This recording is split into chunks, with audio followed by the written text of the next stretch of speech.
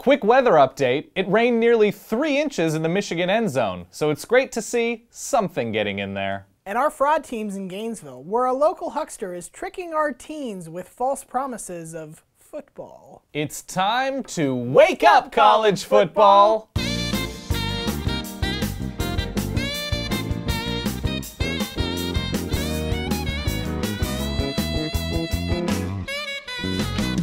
Good morning. Week 4 is in the books, and we're going to show you something that just happened mere hours ago. Arizona, 36 points in the 4th quarter. That seems like not a good thing for Cal.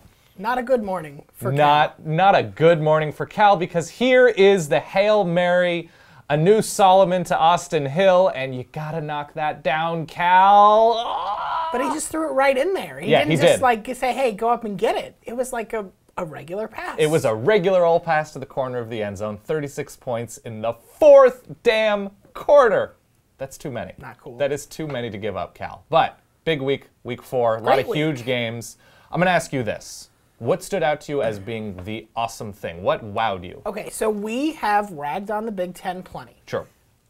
When I got home last night, my fiance asked me, hey, was this actually a good week for the Big Ten, or did they just not look terrible? I'm so sorry that your fiance greeted you with asking you about the Big Ten. I know. We have a weird relationship. Yeah, that's okay. But it was a little bit of both. Right. Some individual performances, though, in the Big Ten yesterday, amazing. Yeah, ridiculous. Melvin Gordon. Melvin Gordon got 13 carries. Melgor. He turned that into over 250 yards and 5 touchdowns. He was at 20 yards per carry. Right. 60 feet every single time he touched the ball. Yes. Sorry, I go feet. I'm going to go SEC, where I think that's still probably a better conference situation than your beloved Big Ten. Let's see what happens. We'll see what happens. Amari Cooper is inhuman. Yeah. He is stupidly good. Goes for just over 200 yards against a good Florida defense. Sure, if you say so. A talented Florida defense. A Florida defense. A Florida defense. Vernon Hargreaves is, by all accounts, a very, very good corner. Yes. And Amari Cooper, and it wasn't just like, let's send him deep and hope for the best. It was short, intermediate, red zone, deep, across the middle, screens. He is a sprinter, a middle distance, a distance runner, all in one crazy athletic package. He's clearly the best receiver in the country. I'm a little bit wowed. And he's happy to have Lane Kiffin now. And it's all Lane Kiffin's doing, who, by the way, a great offensive coach, so long as you don't need to give him responsibility, an ability to evaluate players, or develop players from day one. That sounds awesome. So that's awesome. What to you was, I guess, what weren't you expecting that came to fruition? So I think we were all expecting that the Mississippi State-LSU game was going to be competitive and definitely going to tell us a lot about each of these experience two teams. versus youth. I did not see Mississippi State and Dak Prescott coming out and punching LSU in the mouth. Over and over again. Yeah. He finished with 2 passing touchdowns, 1 great rushing touchdown. Yeah. He showed a lot of poise, and I think Mississippi State did as a whole. Yeah. Because there were points in the second half of that game where you were like, Mississippi State is going to let this one get away. And it's just hard as hell to win at LSU. This is only the 8th time they've lost at home since Les Miles took that job.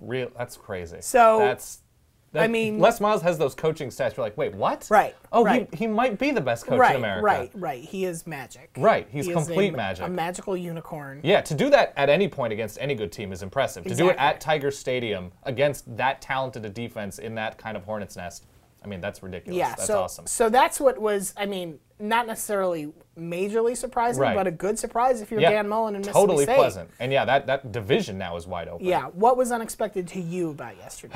I spent a lot of my late night last night watching Oregon not block a not good Washington State team. Granted, Oregon has big injuries up front on the offensive line. They're down 3 tackles. A Rutgers-tested Washington State team. Excuse me. A New York team Rutgers-tested Washington State team. They also lost to Nevada. I was a little bit disappointed in the depth at offensive line just because there's so much skill talent on offense. And then on defense, they're not super beat up on defense. They've got some injuries in the secondary, but they got passed all over. And not even just like third nickelbacks or any safeties. Ifo Ekpe-Olomu, their All-American, we thought was maybe the best corner in the country, got smoked by Connor Halliday and those receivers. Yeah. What do you think is the biggest sort of hurdle ahead now for Oregon's schedule? So they're not huge pieces on this schedule. Right. UCLA can throw the ball, but Brett Hundley's beat up, and they've got a good defense. Yep. And Arizona can throw the ball. I mean, they threw it like 90 times yesterday against Cal, but they're going to be involved in more and more shootouts. So that is almost sort of unexpected and meaningful looking forward. So Oregon's not the only team to survive a very close upset bid. Right. What would you say was the most meaningful outcome of the day in your mind? The most meaningful was still probably the Clemson-Florida State overtime game, the sort of headliner game. I don't know if it means a ton for either team. It means that Florida State can survive when there's adversity. Adversity. Florida State. Get out. America's team. Get out. No, I think what's more meaningful about that game is that, and this is something you've been talking about, there isn't a great, unfallible, ridiculous team this year. Florida State is talented, but they're susceptible. Granted, it's when their Heisman-winning quarterback isn't in, but even still, the offensive line didn't look good, and that's troubling, and they're supposed to be a strength. The defense looked inconsistent. It's worrisome, as Florida State does appear to have a very nice path moving forward, but now we don't know. Yeah, I mean, it was very easy for Jimbo Fisher to come to the end of that game and say, this team just knows how to win. Yeah. I'm going to go ahead and call bullshit, because if you need Clemson to miss multiple field goals, fumble away the ball at the very end, deep in your territory at the end of the game, and have a defender just slip out of nowhere for the game-tying touchdown, I don't think you knew how to win. No. I think you just happened to outlast a team that might not be all that great. Yeah, and surviving is a thing. Right. To their credit. Surviving is also a thing for Oklahoma, though, and I think in a much more positive way. Go on. They went on the road to West Virginia, a team that I think is very feisty. That's a crazy place to play, going across the country. Absolutely. I don't think they have all the pieces to be a 10-win team at this point. But they're going to give you a game like every week at this point. Holgorsen and Trickett, the combination of that offensive mind and that quarterback, it's ridiculous. And this is the kind of game that 2-3 years ago, Oklahoma wouldn't win. Because 100%. You'd say they have a good offense, but they can't keep up at that kind of pace. It's not the kind of game they want to play. That would have been a big game, Bob game. Yes, exactly. They had a very average game from the quarterback and wide receiver positions. But true freshman Samaje Perine had a great game and totally closed it out for them down the stretch. They did good things on special teams. And, Oklahoma, I don't think they definitely haven't hit their biggest test of the season yet. But they've got TCU coming up later in the season. They're going to play Baylor.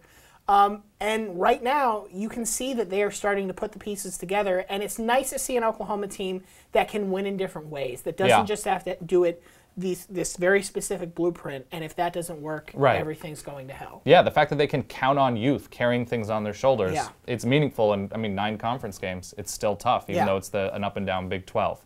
And we should say, it wasn't a happy week for everybody around the college football country. He wasn't happy. I haven't been happy in years. These people, look at these fans. Look at these fans looking on from the sideline, just... we still love you. It's going to be okay. We showed Michigan fans in there. Did we? Yeah. Why? I don't know. That must have been a mistake. But they all left. I know. They're all so very far away. But thank you, everybody, for watching Week 4 Wake Up College Football. That's Ryan. My name is Dan. We'll see you soon.